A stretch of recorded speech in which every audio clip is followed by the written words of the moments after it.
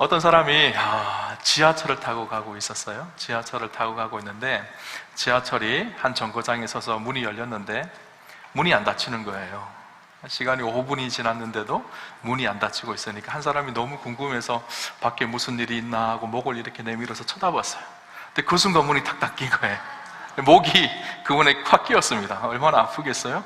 근데 이 사람이 그 아픈 순간에 하하하하 하면서 웃는 거예요. 사람들이 궁금해서 신기해서 아니 왜 웃냐고 목 안 아프냐고 그렇게 물어보니까 그 사람이 하는 말이 하하하하 웃으면서 앞문에 또 한 사람이 꼈어요 그러더라는 거예요. 여러분, 우리가 힘든 일이 있고 어려운 일이 있을 때 혼자 당하면 굉장히 괴롭거든요, 그죠? 그런데 함께 하는 사람이 있으면요 그 순간도 여유롭게 이겨낼 수 있는 힘이 있어요, 그죠? 여러분도 그런 경험 해보셨을까? 인생의 어려운 순간을 만났는데 어려운 순간에 누군가가 나와 함께 그 걸음을 같이 걸어가준다면 힘이 되고 위로가 되어지죠. 제가 고등학교를 졸업하고 대학을 입학하기 전에 그 기간에 졸업한 학생들이 제일 많이 하는 일이 뭔가 하면요 운전면허 따는 거거든요. 제가 고3 때 운전면허를 이제 대학교 입학하기 전에 졸업하고 땄어요.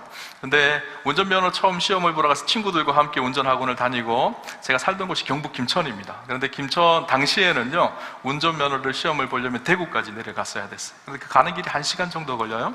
그리고 지금하고는 좀 다르죠. 당시에는 코스 시험이 있었어요. 그래서 S코스 후진 뭐 이런, 그래서 거기에 많이 떨어지거든요.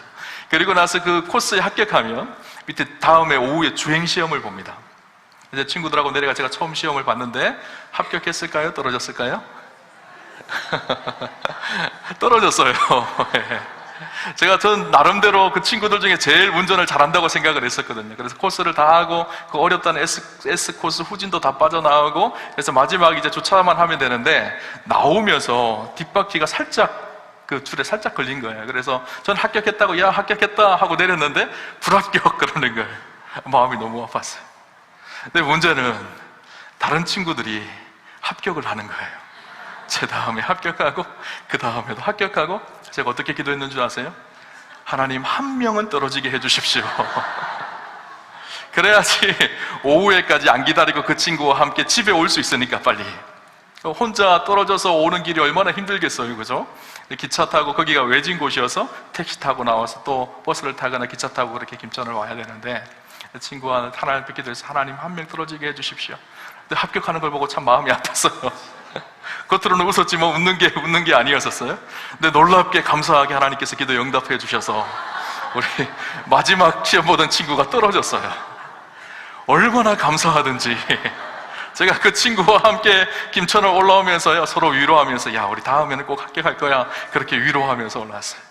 이 힘든 시간에 함께 하는 것이요 참 감사하다는 생각이 들었어요. 근데 여러분, 우리가 제가 웃으면서 이 이야기를 했는데 우리의 신앙생활이요 고달프고 힘든 세상 생활이잖아요, 그죠? 눈물이 있고 아픔이 있고 고통이 있는 이 세상이에요. 근데 이 세상 살이를 하면서 우리는 하나님 나라로 걸어가는, 하나님 나라 앞에 순례자로의 삶을 살아가는 사람들이에요. 근데 그 순례자의 삶이 외롭고 힘들고 고독한 혼자 걷는 길이라면 얼마나 힘들고 얼마나 고독하겠어요.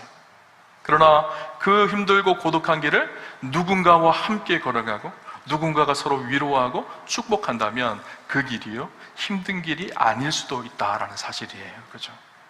특별히 그래서요 우리에게, 예수 믿는 우리에게 주신 놀라운 축복 한 가지가 있습니다. 무엇인가 하면요 그것은 교회예요. 교회. 여러분, 교회가 축복이라는 사실을 믿으시나요? 교회가 하나님께서 우리에게 주신 선물이라는 사실을 믿으시나요? 교회는요 하나님 우리에게 주신 놀라운 축복이고 놀라운 선물이에요. 바빌론 같은 세상을 살아가면서 바빌론에 동화되지 않고 믿음의 사람들이 함께 마음과 사랑을 나누면서 진실한 공동체가 되어서 하나님 앞에 살아가는, 그래서 하나님을 한 아버지로 모시고 서로가 형제 자매가 되어서 예수 그리스도의 십자가의 피로 서로 연합되어져 있는 믿음의 공동체, 바로 그것이 교회입니다. 그래서 교회는요 하나님 주시는 놀라운 축복의 공동체예요. 교회는 어떤 사람은 하나님만 예배하고 예배하면 된다라고 생각하는데요, 아니요 여러분, 예배를 하나님 앞에 진실하게 드리죠. 예배하는 것뿐만 아니라 함께 마음을 나누며 사랑하는 가족 공동체가 되어져야 합니다. 예배 공동체를 넘어서 가족 공동체가 되어질 때 그 교회가 건강한 교회가 되어져요. 마치 독수리의 두 날개와 같아요. 독수리가 날개가 두 개가 있어야지 하늘을 창공을 멋있게 날아갑니다. 그죠? 날개 한쪽을 잃어버렸어요. 한 날개로 퍼덕이면 어떻게 될까요? 뺑뺑뺑뺑뺑뺑 돌다가 툭 떨어져요. 그죠? 교회도 마찬가지예요. 하나님 앞에 진실하게 드려지는 예배 공동체여야 하지만 동시에 형제들이 서로 사랑하며 화목하며 한 공동체를 이루는, 하나님 나라 가는 그 길까지 서로 섬기며 사랑하며 온전한 공동체를 이루는 거예요. 그 교회가 건강한 교회. 그래, 두 날개가 있어야 돼요. 예배 공동체, 가족 공동체라는 두 날개가 힘차게 퍼덕일 때 교회가 창공을 향해 나르며 하나님의 일들을 감당할 수가 있는 것이죠. 오늘 본문은요, 우리가 잘 아는 시편 133편 말씀이에요. 시편 133편에 1절에 보라 형제가 연합하여 동거함이 어찌 그리 선하고 아름다운고, 다윗은 이런 노래를 하고 있습니다. 형제가 서로 믿음 안에서 연합하여 동행하고 함께 살아가는 것이 얼마나 복되고 아름다운가, 그렇게 찬양을 하고 있죠. 이 찬양은요, 위에 보면 제목이 나오죠. 다윗의 시, 성전에 올라가는 노래라고 기록하고 있어요. 이 시를 쓴 사람이 누굴까요? 다윗이죠. 그죠? 다윗이 이 시를 기록하면서요, 아마 다윗의 인생인 5년의 자기 인생을 쭉 돌아보면서 정말 큰 복은 형제가 연합하여 동거하는 복이라는 것을 다윗은 알았던 것 같아요. 그것도 그럴 것이 다윗의 인생 가운데요, 괴로움과 고통이 가득했거든요.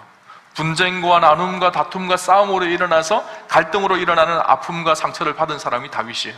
특별히 다윗의 자녀들 한번 보세요. 서로 싸우고 죽이고 그런 위치 속에 자녀들이 그런 삶을 살았어요. 얼마나 부모로서 형제들이 다투고 분쟁하는 것이 얼마나 아픈 일인지 다윗은 경험했거든요.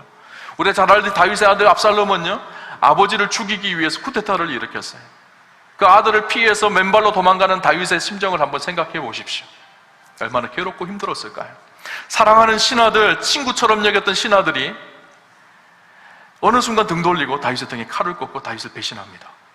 그 배신의 아픔이 다윗이 얼마나 컸을까요? 그죠?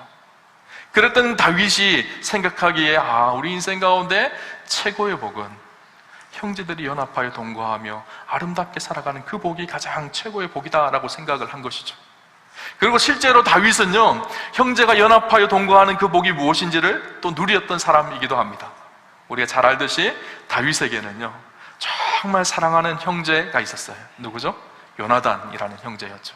광야 생활 중에, 고난 중에, 어려움 중에 힘들고 어려웠지만 그럼에도 불구하고 그 고난 중에 고난을 이겨낼 수 있었던 힘이 있었습니다. 다윗과 함께 기도했던 요나단이 있었기 때문이에요. 광야 같은 어려운 순간에 다윗을 위기에서 극복하고 이겨내게 했던 사람이 있습니다. 바로 요나단이었었어요. 성경에 보니까 다윗과 요나단의 관계를 이렇게 얘기합니다. 사무엘상 18장 1절에 보니까 다윗이 사울에게 말하기를 마침에 요나단의 마음이 다윗의 마음과 하나가 되어 요나단이 그를 자기 생명같이 사랑하니라. 요나단과 다윗이 서로 자기 생명같이 서로를 사랑하였다라는 거예요. 여러분, 힘든 인생길을 걸어갈 때 자기 생명처럼 누군가 나를 사랑해주는 사람이 있으면 얼마나 복될까요? 다윗은 그 기쁨을 알았던 사람입니다. 광야같이 메마른 다윗의 인생 속에 오아시스 같은 존재가요, 요나단이었던 거예요. 다윗은 그 기쁨과 그 복이 무엇인지를 알았기에 오늘 시편에서 보라 형제가 연합하여 동거함이 어찌 그리 선하고 아름다운고, 그렇게 고백을 하고 있는 것이죠. 그리고 오늘 또 이 시는요, 이스라엘 백성들에게 불려졌던 때가 성전에 올라갈 때 불려졌던 시입니다. 여러분, 성전에 올라갈 때 이스라엘 백성들은요, 절기 때마다 남자들이 모여서 성전에 올라가서 하나님 앞에 제사를 드리고 예배를 드렸거든요. 근데 지금 우리가 생각하는 교회에 오는 개념하고는 좀 달라요. 여러분, 교회에 오실 때 오늘 아침에 일어나서 세수하고 씻고 오는 거리가 대부분 30분 아니었을 거예요. 그죠? 근데 저희 교회에서 가장 멀리서 오시는 분이 우리 장로님이신데 옥천에서 1시간 넘게 걸려서 오시더래요. 우리가 최대한 빨리 길어봐야 1시간 내외입니다. 그런데 당시에 성전에 올라온다는 것은요, 그냥 이렇게 걸어서 10분, 20분 만에 오는 그런 거리가 아니었었어요. 짧게는 하루, 멀게는 2, 3일, 한 주일, 며칠이 걸리고 심지어는 몇 주가 걸려서 옵니다. 디아스포라 흩어졌던 유대인들이요, 절기가 되어지면 하나님 앞에 예배드리기 위해서 그룹을 지어서 함께 사는 사람들이 유다 예루살렘에 있는 성전으로 그렇게 올라옵니다. 그 길이 그래서 순례의 길이에요. 성전으로 하나님을 예배하러 올라가는 그 순례의 길에 광야를 지나고 강을 건너고 들짐승의 위험이 있고 어려운 순간순간들이 있지만 서로가 서로를 격려하고 축복하며 함께 믿음의 걸음을 걸어갔던 길이 성전을 오르는 길이었거든요. 그때 그들이 불렀던 찬양이 오늘 이 찬양인 거예요. 형제가 연합하여 동거하며 찌그리 선하고 아름다운 거. 혼자 걸어가는 광야길이 얼마나 힘들겠어요? 그런데 서로가 서로를 위로하고 격려하며 축복하며 그 길을 함께 걸어 성전에 올라가는 그 마음이 얼마나 행복하고 얼마나 기뻤을까요? 그것을 축복하며 노래하고 있는 것이죠. 근데 한번 생각해 보세요. 순례길을 올라오는데 서로 언쟁을 하고 주먹다짐을 하고 싸운다고 생각을 해보세요. 순례길이겠어요? 괴로운 길이겠죠. 여러분, 주일날 예배드리러 간절한 마음으로 오는데 차 타고 오다가 남편하고 부부싸움을 하고 올라와요. 아내하고 부부싸움을 올라가고 와요. 그러면 예배의 은혜가 될까요? 안 될까요? 성전에 교회 오는 길이 괴로운 길이 되어지겠죠. 오늘 우리 인생살이도 마찬가지예요. 우리는요, 하나님 나라라는 천국이라는 순례길을 걷는 사람들이거든요. 그 순례길을 걸어갈 때 함께 사랑해야 될 사람이 다투고 싸우고 분쟁하고 미워하고 서로 언쟁을 높이고 싸운다면요, 그것이 무슨 은혜가 되고 무슨 기쁨이 되겠어요. 그죠? 교회는요, 자기의 자랑을 내려놓고 함께 사랑하며 함께 믿음의 순례길을 걸으며 서로를 축복하는 것이 교회입니다. 여러분, 가장 좋은 교회는 어떤 교회인지 아세요? 교회가 크고 많은 성도들이 모이고 그것이 아니에요. 성령 안에서 하나 되기를 힘써 지켜가고 서로를 격려하고 축복하고 서로를 세워주며 위로하고 용서하고 사랑하기에 힘쓰는 교회, 그 교회가요 가장 좋은 교회인 것이죠. 오늘 다윗은요, 형제가 연합하여 동거하는 그 아름다움을요 두 가지 이미지를 사용하여서 우리에게 이야기해 주고 있습니다. 두 가지 그림을 그려서 우리에게 이야기해 주는데요, 첫 번째 그림은요 보배로운 기름의 비유를 해서 우리에게 이야기하고, 두 번째는 헐몬산의 이슬로 비유를 합니다. 우리 성경 한번 2절 3절 말씀 같이 한번 읽어보도록 하겠습니다. 같이 한번 보겠습니다. 머리에 있는 보배로운 기름이 수염 곧 아론의 수염에 흘러서 그의 옷깃까지 내림같고 헐몬의 이슬이 시온의 산들의 내림같도다. 거기서 여호와께서 복을 명령하셨나니 곧 영생이로다. 아멘. 두 가지 2절에 보면 보배로운 기름, 아론의 머리부터 수염까지 흘러내리는, 그래서 옷깃을 다 적시는 보배로운 기름이 흘러가는 그 이미지가 형제들이 연합하여 동거하는 그 아름다운 복이라고 이야기합니다. 두 번째는 헐몬산에 내리는 이슬과 같다라는 거예요. 헤르몬산에 내리는 이슬, 그 모습이 형제들이 연합하여 동거하는 그 아름다운 모습이라는 거예요. 이 두 가지 이미지를 좀 우리가 한번 생각해 보면 좋겠다라는 마음이 듭니다. 첫 번째 이미지는요, 제사장에 붓는 기름의 이미지입니다. 당시에 제사장을 세울 때는요, 기름을 부어서 세웁니다. 제사장이었던 아론을 세울 때 아론의 머리에 기름을 붓습니다. 그 기름이 머리를 타고 수염에까지 흐르고 온몸에 그 부드러운 기름이 촉촉하게 아론을 적십니다. 이스라엘 백성들을 축복하고 주님 주신 사명을 감당하기 위해서 제사장을 세우는데 그 기름 붓는 장면을 한번 그림으로 그려보십시오. 얼마나 숭고하고 얼마나 아름다운가요?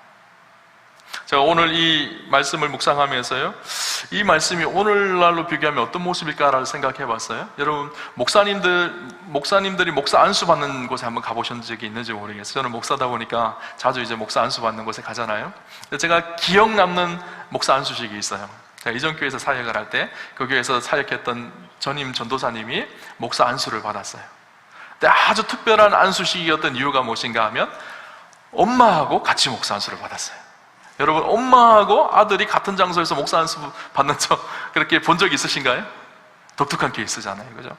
한 번도 저도 못 본 것 같고 한 번 그런 일도 별로 없었던 것 같아요. 그런데 그 엄마는 늦은 나이에 신학을 해서 교회를 개척하고 전도사로 있다가 안수를 받았어요. 그 아들은 저희 교회에서 전임 전도사로 사역을 하다가 안수를 받습니다. 저는 이제 담임 목사니까 그 안수식에 안수위원으로 참석을 했어요.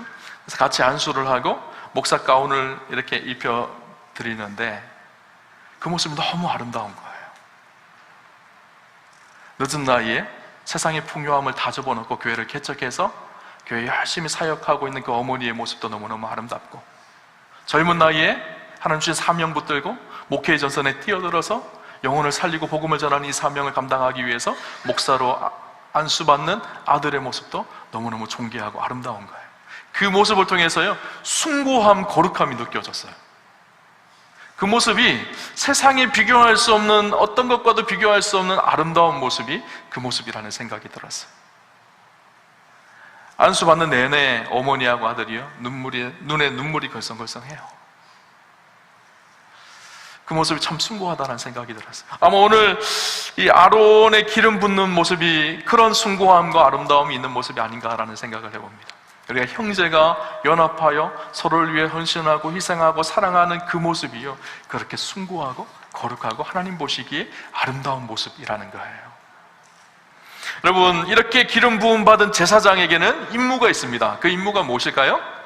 이스라엘 백성들을 축복하는 임무예요. 그래서 우리가 잘 아는 것처럼 민수기 6장에 보면 아론의 축복문이 나오는데 제가 참 좋아하는 말씀이에요. 여호와는 내게 복을 주시고 너를 지키시기를 원하며 여호와는 그 얼굴을 내게로 비치사 은혜 베푸시기를 원하며 여호와는 그 얼굴을 내게로 향하여 드사 평강 주시기를 원하노라.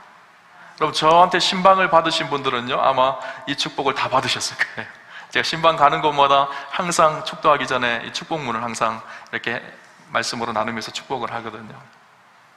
이 축복문이요, 나중에 우리가 신약시대에 와서는 축도, 강복이 되어졌어요. 그죠?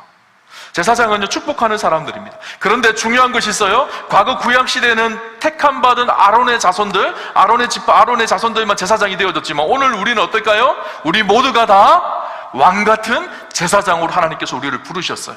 그래서 우리가 잘 아는 것처럼 베드로전서 2장 9절에 너희는 왕같은 제사장들이요 거룩한 나라요 그의 소유된 백성이니 라고 베드로는 선포했죠.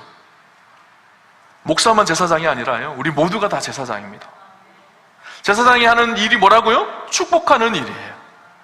서로에게 기름 부음 받아서 서로가 제사장이 되게 해서 서로가 서로를 축복하는 것, 이것이 우리에게 맡겨진 사명이라는 거예요. 그죠? 여러분, 그런 교회를 생각해 보십시오. 서로가 서로의 제사장이 되어서 서로를 축복하는 믿음의 공동체, 그것이 교회거든요. 서로가 서로의 제사장이 되어서 서로를 축복하며 서로를 세워주는 것, 그것이 교회 공동체입니다. 제사장은 축복의 사명이 있는데 이 축복의 사명을 감당하게 하기 위해서 반드시 해야 될 또 다른 한 가지 일이 있습니다. 무엇인가 하면 희생의 제사를 드리는 일이에요.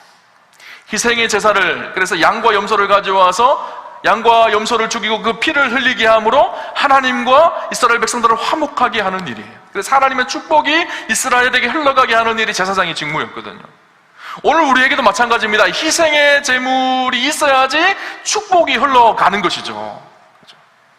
참 재미있는 말이 있어요. 여러분, 축복이라는 말이 영어로 어떤 말이죠? 뭐죠? 단어가? bless라는 말이에요. 그래서 우리가 옆 사람 인사할 때 God bless you 그러잖아요. 우리 옆 사람하고 한번 할까요? God bless you. God bless you. 하나님 당신을 축복하십니다. 이 God bless you거든요. 근데 이 bless라는 단어가요, 원래 어원이 무엇인가 하면 bleed라고 합니다. bleed. 그럼 bleed라는 단어의 뜻이 뭔지 아세요? 피 흘리다라는 뜻이거든요. 피 흘림이 있기에 축복이 있다라는 거예요. 예수 그리스도의 십자가에 피 흘림이 있기에 하늘로부터 오는 축복이 우리에게 임하게 되어지잖아요. 그러면 제사장이 우리가 해야 될 일이 무엇일까요? 우리의 피 흘림이 있기에, 우리의 희생이 있기에 누군가를 축복하는 것, 이것이 오늘 우리에게 주신 사명일 것입니다. 그럼 희생과 헌신이 있는 곳에 축복이 흘러가게 되어져 있어요. 예수님께서 그렇게 하셨고 오늘 우리에게 주신 사명도 그것입니다. 우리의 희생과 헌신을 통해서 누군가를 축복하고 누군가를 세워주는 것, 이것이 왕같은 제사장들의 사명이에요. 그죠? 여러분, 이 한국 컴패션의 서정인 목사님이 쓴 고맙다라는 책이 있습니다. 그 책에 보면 그분이 아주 중요한 일화 한 가지가 나와요. 이분이요, 백혈병을 앓고 있는 한 여자아이에게 자기 골수를 이식해 줍니다. 그런데 골수 이식 수술이 지금은 좀 더 많이 쉬워졌고 편해졌지만 당시에는 굉장히 힘든 수술이었다고 해요. 그래서 며칠 동안, 최소한 일주일 이상은 입원해야 되고 골수에 구멍을 내서 골수를 채취해서 그렇게 하는데, 또 의료사고로 인해서 이분이 굉장히 힘든 시간을 보냈어요. 그래서 겨우 몸을 추스리고 회복했습니다. 다행히 그 골수 이식을 받은 아이가 건강하게 잘 회복을 하는 것 같았어요. 근데 문제가 생겼어요. 5개월이, 수술한 이후 5개월이 지나고 나서 이 아이가 다시 병이 재발한 거예요. 근데 그 목사님에게 골수 이식을 받았기 때문에 다시 골수 이식을 목사님에게 받아야 된다는 거예요. 그리고 골수 이식을 받았다고 하더라도 이 아이가 회복될 확률이 거의 1% 정도밖에 되지 않는 가능성이 있더라고요. 그런데 이 목사님이요, 이 골수 이식을 다시 해줘야 되나 말아야 되나 고민을 한 거예요.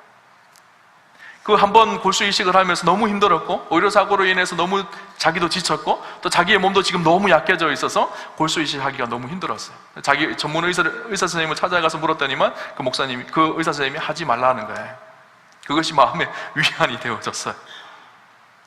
사람들에게 물었어요. 내가 이런 상황인데 골수 이식을 해줘야 됩니까? 라고 물으니까 말하는 사람들마다 목사님 안 됩니다. 지금 목사님 건강을 생각하세요.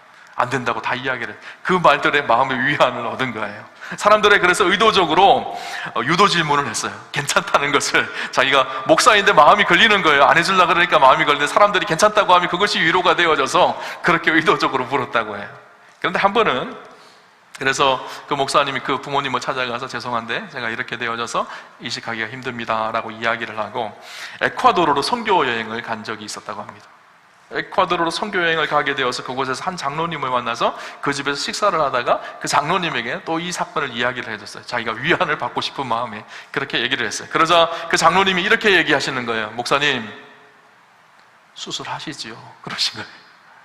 이 목사님이 망치로 뭔가 콱 맞는 것 같은 그런 마음이 들었다는 거예요. 그러면서 그 장로님이 하시는 말이, 목사님, 제 아이가 있는데 첫째 아이가 백혈병으로 죽었습니다. 골수 이식을 이식받지 못해서 그렇게 죽었는데 그 부모의 마음이 지금 어떻겠습니까?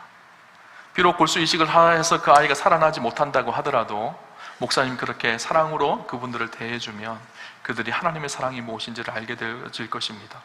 목사님 하셨으면 좋겠습니다. 그렇게 얘기를 해준 거예요. 그런데 그 말이요, 이 목사님의 마음에 꽉 와서 박힌 거예요.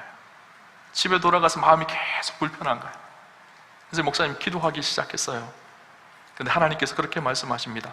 만약 그 여자아이가 너의 친딸이라면 너는 그 아이를 포기할 수 있겠니?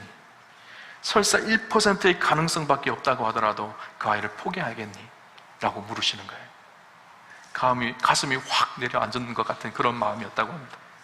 그리고 나서 하나님께서 다시 말씀하시는데 그 아이는 내 것이라 라고 말씀하시더라는 거예요. 그때 하나님께서 밀어붙이는 그 마음 때문에 이 목사님이 결단을 합니다. 다시 골수 이식을 하기로 그렇게 결단을 합니다. 그런데 그 어머니를 찾아가서 안 했다 그러다가 또 한다 그랬다 이 말하기가 불편해서 편지를 썼어요. 제가 이렇게 해서 사실은 저는 제가 이 고상한 사랑이 있는 사람도 아니고 제 삶이 굉장히 고상하여서 그런 것도 아니고 하나님께서 억지로 밀어붙이시니까 제가 마지못해 수술에 하기로 그렇게 결단을 했습니다. 저는 너무너무 부끄러운 목사입니다. 그렇게 편지를 썼어요. 있는 그대로. 그리고 제 끝에 이렇게 했었다고 합니다. 우리 예수님께 함께 매달립시다. 아이가 죽고 사는 것은 하나님이 정하셨다고 믿습니다. 우리 예수님을 함께 붙잡읍시다. 그렇게 편지를 써서 보냈어요. 한국에 돌아온 후에 바로 병원에 가서 이식 준비를 하였습니다. 그리고 어머니에게 답장을 왔습니다. 5장의 긴 편지였는데 편지들마다 눈물 자국이 다 찍혀져 있는 거예요. 그러면서 그 어머니가 이렇게 편지를 썼어요. 한 번도 아니고 2번이나 골수 이식을 해주셔서 너무 감사합니다. 딸애가 무균실에서 너무 고통스러워하고 있어 감사의 편지를 쓸 겨를도 없었습니다. 저도 목사님이 얘기하는 예수님이 누구인지는 모르지만 매달리겠습니다. 그리고 기도하겠습니다. 그렇게 간절히 매달리고 기도하며 그 아이에게 골수를 이식해주고 그 아이가 놀랍게 건강을 되찾고 회복했다는 거예요. 그리고 나중에 그 집안이 다 예수를 믿기 시작했고 특별히 그 아이의 아버지도 다른 사람에게 골수를 이식하고 그런 일에 함께 동참했다고 합니다. 이 이야기를 들으면서 제가 그런 생각이 들었어요. 우리가 사랑하는 것이 힘들고 희생하는 것이 힘들지만 사랑하고 희생할 때 그때 하나님의 축복은 우리의 삶을 통해서 흘러간다는 거예요. 그죠? 우리가 수고하며 애쓰며 눈물을 흘리는 희생이 있을 때 그때 우리의 사랑을 통해서 하나님은 축복을 흘러가게 하시는 것이죠. 우리의 공동체도 마찬가지입니다. 누군가가 자기의 피를 흘리는 희생이 있을 때 그 희생이 변하여 축복으로 흘러가게 되는 것이죠. 그렇죠? 우리 목장도 마찬가지입니다. 목장이 그냥 되는 것이 아니에요. 수고하며 애쓰는 리더의 헌신과 수고, 목원들이 함께 목장 리더들과 마음을 맞추며 수고하며 애쓸 때 그 속에 하나님의 축복이 흘러가게 되는 거예요. 그렇죠? 제가 청년부 사역할 때 이런 일이 있었어요. 청년부를 사역하는데 굉장히 그게는 더 큰 교회였는데 청년부를 하면서 목요일하고 제가 화요일하고 목요일에 청년들 회사 다니는 청년들을 모아서 저녁에 성경 공부와 제자 훈련을 해야 되겠다라고 생각을 했어요. 그래서 화요일하고 목요일날 제자 훈련 성경 공부 클래스를 만들어서 청년들이 와서 같이 훈련하고 같이 나누고 그런 시간을 2시간, 3시간씩. 그러니까 집에 들어가는 시간 항상 10시, 11시 이랬던 것 같아요. 화요일 훈련 때문에 11시, 11시에 들어가고, 수요일은 수요 예배 때문에 10시, 11시에 들어가고, 목요일도 제자훈련 때문에 10시, 11시에 들어가고, 금요일은 금요 심야기도 때문에 11시에 들어가고, 토요일은 당시 청년부 예배가 토요일 날 있었거든요. 토요일은 청년부 예배 드리고 끝나고 들어가면 11시고, 주일은 주일 예배 끝나고 들어가면 10시, 11시예요. 매일 집에 들어가는 시간이 10시, 11시였었어요. 근데 제 첫째 애가 막 태어나서 갓난쟁이였거든요. 집에 들어가면 아내가 너무 힘들어해요. 저도 몸이 막 녹초가 되어져서 너무 힘들었어요. 마음속으로 어떤 생각이 들었는가 하면요, 성경 공부 괜히 하자 그랬나? 훈련 괜히 하자 그랬나? 막 이런 마음이 막 들었어요. 그럼에도 불구하고 훈련을 계속 청년들을 만나고 훈련을 했던 이유가 있습니다. 이유는 청년들 때문이었었어요. 그 청년들이 직장을 다니고 힘들고 피곤한 몸을 이끌고 교회에 빠지지 않고 주중에도 와서 함께 말씀을 나누고 기도하는 그 모습이 너무너무 아름다웠던 거예요. 청년들의 모습을 보면서 저는 어쩔 수 없지만 그럼에도 불구하고 최선을 다해서 그렇게 훈련을 했어요.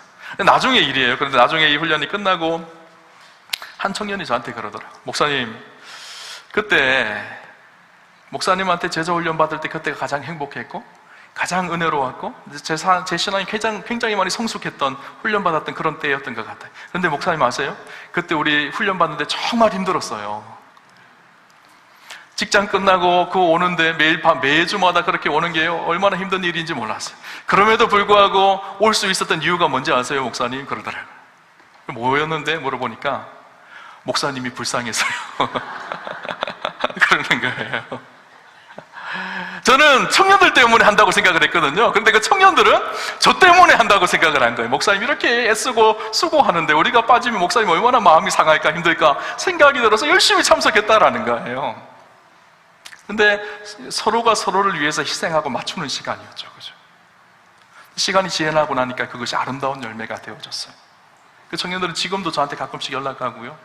그리고 그 중에 한 청년은 제가 결혼 주례까지 해줬어요. 그러면서 지금도 오고 가는 소식 속에 축복의 소식을 함께 나누고 만나면 좋은 사람이 되어졌어요. 여러분, 함께 교회를 다니면서 만나면 좋은 사람이 돼야 되잖아요. 그죠? 근데 만나면 불편한 사람이 되면 얼마나 힘든 일이에요. 그죠? 그럼 우리가 희생하고 섬기고 수고할 때 그 공동체에 축복이 흘러가게 되어져 있어요. 그죠?